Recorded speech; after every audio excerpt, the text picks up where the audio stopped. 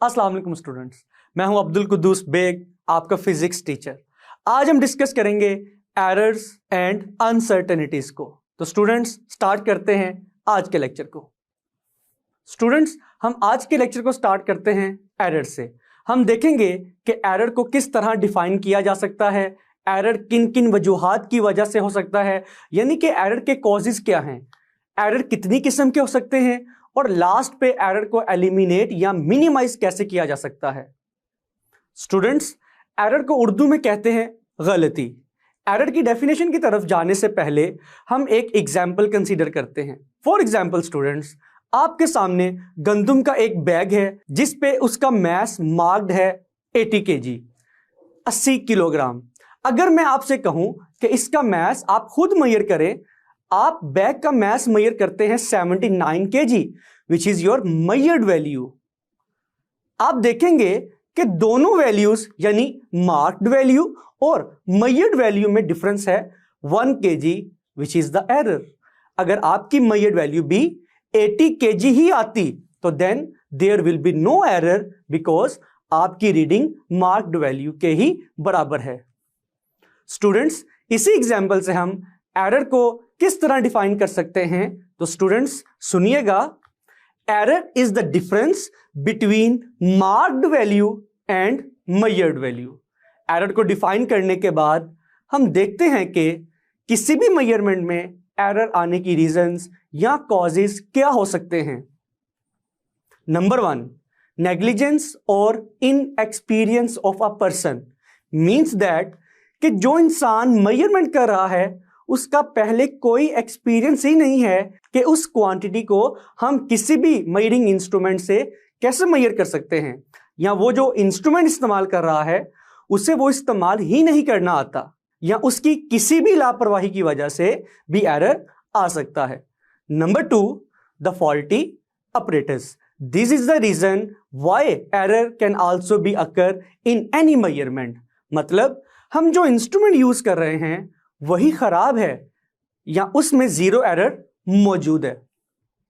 Number 3 students, error के आने की तीसरी वजह क्या हो सकती है? इनअप्रोप्रिएट मेथड और टेक्निक। मींस हम किसी भी फिजिकल क्वांटिटी को मेजर करने के लिए जो मेथड या टेक्निक इस्तेमाल कर रहे हैं वही गलत है। स्टूडेंट्स आपने देखा कि एरर किन किन वजूहात की वजह से आ सकता है। स्टूडेंट्स बोर्ड के पॉइंट ऑफ व्यू से आपको एरर की डेफिनेशन और कॉजेज या रीजंस का पता होना चाहिए, क्योंकि ये टॉपिक शॉर्ट क्वेश्चन के लिए आपसे पूछा जा सकता है। एरर को डिस्कस करने के बाद हम बात करते हैं अनसर्टेनिटी की। स्टूडेंट्स अभी हमने एरर के कॉजेज को डिस्कस किया है। आपने नोट किया होगा एरर आने की कोई भी रीजन हो वो डायरेक्टली या इनडायरेक्टली इंसान ही की वजह से है, जैसे कि इंसान का इनएक्सपीरियंस होना, ऑपरेटर्स का खराब होना, ऑपरेटर्स भी तो इंसान ने ही बनाया है, या फिर रॉन्ग मेथड और टेक्निक। देखा जाए तो मेथड भी तो इंसान ही का बनाया हुआ है। तो क्या स्टूडेंट्स मेजरमेंट्स में खराबी इंसान के अलावा किसी और वजह से भी हो सकती है? जी हां। फॉर एग्जाम्पल हम एक पेंसिल की लेंथ मेजर करने के लिए मीटर रूल यूज करते हैं। आप देख सकते हैं कि पेंसिल की टिप 7.4 और 7.5 मार्किंग के दरमियान में लाई कर रही है, तो पेंसिल की एग्जैक्ट लेंथ क्या होगी? कन्वेंशन के मुताबिक अगर पेंसिल की टिप 7.4 और 7.5 के मिड पॉइंट से पीछे है तो हम पेंसिल की लेंथ 7.4 सेंटीमीटर कंसीडर करेंगे, लेकिन अगर टिप 7.4 और 7.5 के मिड पॉइंट को क्रॉस कर चुकी है तो पेंसिल की लेंथ 7.5 सेंटीमीटर कंसीडर की जाएगी। लेकिन अगर आपसे कहा जाए कि पेंसिल की 100% एग्जैक्ट लेंथ क्या होगी, तो हम इस मीटर रूल से एग्जैक्ट लेंथ मेजर नहीं कर सकते। इसके लिए हमें इससे बेहतर इंस्ट्रूमेंट की जरूरत होगी जो कि 1 मिलीमीटर से भी स्मॉल वैल्यू कैलकुलेट कर सके, यानी कि वर्नियर कैलिपर्स और माइक्रोमीटर स्क्रू गेज। अब एक और एग्जाम्पल देखते हैं। फॉर एग्जाम्पल स्टूडेंट्स आपके सामने एक पेंडुलम है जो कि अभी पॉइंट ए पर रेस्ट पोजीशन पर है। हम एक स्टॉप वॉच से इस पेंडुलम का टाइम पीरियड फाइंड करना चाहते हैं। जैसे ही पेंडुलम को पॉइंट ए से रिलीज किया जाता है हम स्टॉप वॉच को स्टार्ट करते हैं। पेंडुलम जैसे ही 1 वाइब्रेशन को कंप्लीट करके पॉइंट ए पर वापस आएगा, हम स्टॉप वॉच को स्टॉप कर देते हैं।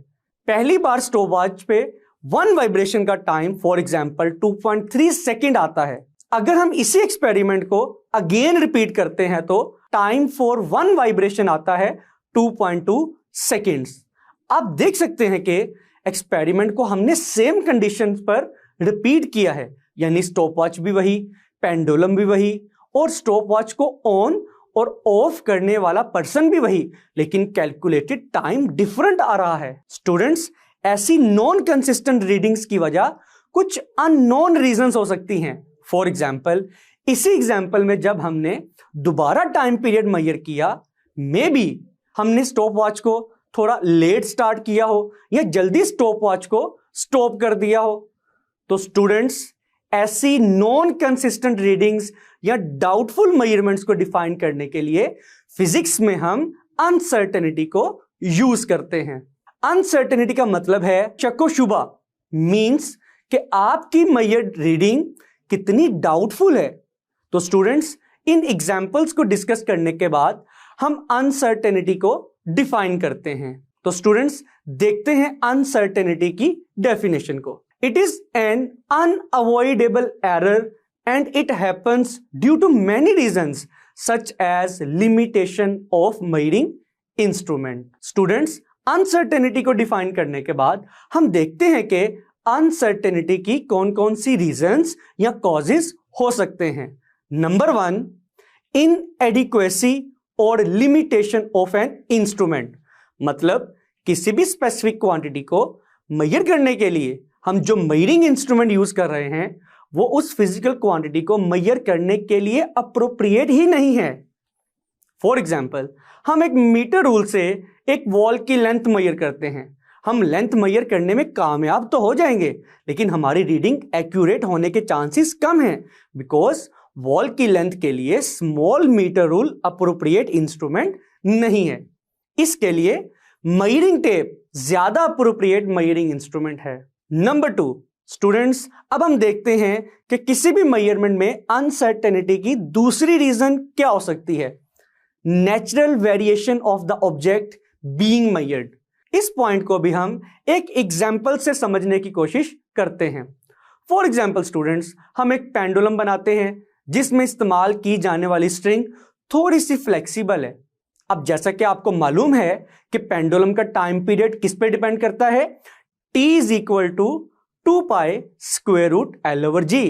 तो स्टूडेंट्स, इस फॉर्मूले के मुताबिक हम ये देख सकते हैं कि पेंडुलम का टाइम पीरियड पेंडुलम की लेंथ और ग्रेविटेशनल एक्सेलरेशन G पे डिपेंड करता है।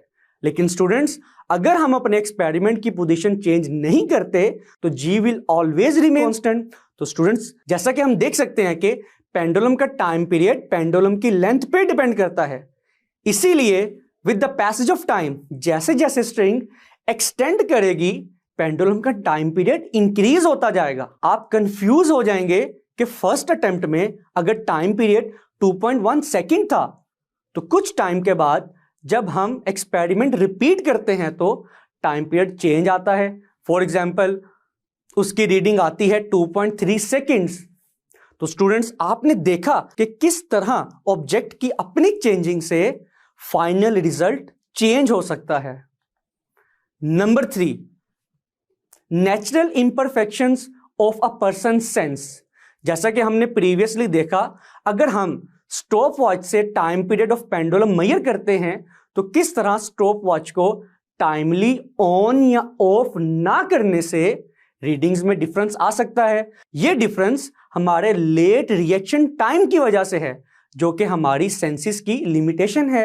डियर स्टूडेंट्स, एग्जाम के पॉइंट ऑफ व्यू से बात की जाए तो आपको एरर्स की तरह ही अनसर्टेनिटी की डेफिनेशन और कॉजेज का पता होना जरूरी है।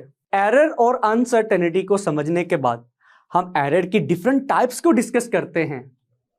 Dear students, there are 2 types of errors. First is random error and second is systematic error. Students, random error हो या सिस्टमैटिक एरर, आपको इनकी डेफिनेशंस, इनके कॉजेज और यह भी पता होना चाहिए कि how to correct these errors. तो स्टार्ट करते हैं रैंडम एरर की डेफिनेशन से। फॉर एग्जाम्पल स्टूडेंट्स, हम अगेन वही पेंडुलम के टाइम पीरियड की एग्जाम्पल को कंसीडर करते हैं। हमने फर्स्ट टाइम पेंडुलम के टाइम पीरियड की वैल्यू मेजर की और जवाब आया 2 सेकेंड्स। सेकेंड टाइम इसी एक्सपेरिमेंट को रिपीट किया तो टाइम पीरियड कैलकुलेट हुआ 2.1 सेकेंड्स। और इसी तरह थर्ड टाइम हमारी रीडिंग आई 1.9 सेकेंड्स। तो आपने नोट किया किस तरह एक ही एक्सपेरिमेंट को रिपीट करने से हमारी रीडिंग्स सेम कंडीशंस के साथ डिफरेंट आ रही हैं। इस टाइप के एरर को रैंडम एरर कहा जाता है, जिसकी बुक में डेफिनेशन है random error is said to occur when repeated measurements of the quantity gives different values under the same conditions. तो स्टूडेंट्स, डेफिनेशन के बाद अगर कॉजेज की बात की जाए तो students, random error occurs due to some unknown reasons, जिनको 100% आइडेंटिफाई करना इम्पॉसिबल है। Students, next point is how can we correct random error. Then the solution is we repeat the measurement several times and then take an average value. तो students, random error को correct करने के लिए हम अपनी measurement को 3 to 4 times repeat करेंगे और उसके बाद हम उन मेजर्ड वैल्यूज की एवरेज वैल्यू निकाल लेंगे। In this way we can reduce the effect of random error. Random error को डिस्कस करने के बाद अब हम सिस्टमैटिक एरर को समझते हैं। फॉर एग्जाम्पल स्टूडेंट्स, हमारे पास एक मीटर रूल है जिसमें 3 सेंटीमीटर मार्क के बाद 4 सेंटीमीटर मार्क की जगह 5 सेंटीमीटर मार्क है, यानी इस मीटर रूल में 4 सेंटीमीटर मार्क मिस्ड है। तो जब हम किसी लाइन की लेंथ इसी मीटर रूल से 6 सेंटीमीटर मेजर करते हैं तो उस लाइन की एक्चुअल लेंथ क्या होगी? Obviously 5 centimetre. और अगर एक और लाइन की लेंथ इसी मीटर रूल से 7 सेंटीमीटर मेजर करते हैं तो करेक्ट लेंथ क्या होगी? Obviously 6 centimetre. क्योंकि हमें मालूम है यह मीटर रूल हमेशा 1 सेंटीमीटर लेंथ कम मेजर करेगा। तो स्टूडेंट्स, आपने देखा कि किस तरह इंस्ट्रूमेंट में डिफेक्ट की वजह से आपकी मेजरमेंट्स इक्वली गलत आ रही हैं। तो सिस्टमैटिक एरर को हम किस तरह से डिफाइन कर सकते हैं? तो डेफिनेशन देखते हैं students.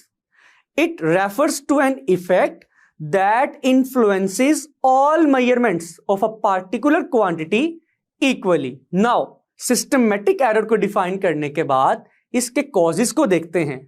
Students, systematic error always occur due to some definite rule. It occurs due to zero error of instruments. For example, अगर वर्नियर कैलिपर्स की बात की जाए तो अगर जाज को क्लोज करने के बाद वर्नियर स्केल का जीरो मेन स्केल से राइट या लेफ्ट पे है तो इसका मतलब है कि वर्नियर कैलिपर्स एक्चुअल रीडिंग से या तो कम या ज्यादा वैल्यू देगा, which is due to zero error. Second reason is poor calibration of instruments. अगर हम एक सस्ता मीटर रूल लेते हैं तो आप नोट करेंगे कि उसके ऊपर मार्किंग्स के दरमियान फासला यूनिफॉर्म या एक जैसा नहीं होता। This means poor calibration. अगर लास्ट रीजन देखी जाए which is incorrect marking. For example, हम एक ऐसा मीटर रूल लेते हैं जिसमें 4 सेंटीमीटर के बाद डायरेक्ट 6 सेंटीमीटर मार्क मौजूद है, लेकिन 4 सेंटीमीटर के बाद तो 5 सेंटीमीटर मार्क होना चाहिए। This is an example of incorrect marking. Systematic error के कॉजेस को डिस्कस करने के बाद हम देखते हैं कि इस टाइप के एरर को मिनिमाइज या करेक्ट कैसे किया जा सकता है। स्टूडेंट्स, सिस्टमैटिक एरर की करेक्शन के लिए हम करेक्शन फैक्टर अप्लाई करते हैं, जिसे हम जीरो करेक्शन भी कहते हैं। इसके अलावा हम अपने इंस्ट्रूमेंट को जो एक्चुअल रीडिंग नहीं देता किसी और इंस्ट्रूमेंट के साथ कंपेयर कर सकते हैं जो हमें मालूम है कि बिल्कुल एक्यूरेट है। जी स्टूडेंट्स, मैं उम्मीद करता हूं आज का टॉपिक आपको बहुत अच्छे से समझ आया होगा। तो स्टूडेंट्स, आपने इसको बहुत अच्छे से प्रिपेयर करना है। मिलते हैं नेक्स्ट लेक्चर में, तब तक के लिए अल्लाह हाफिज।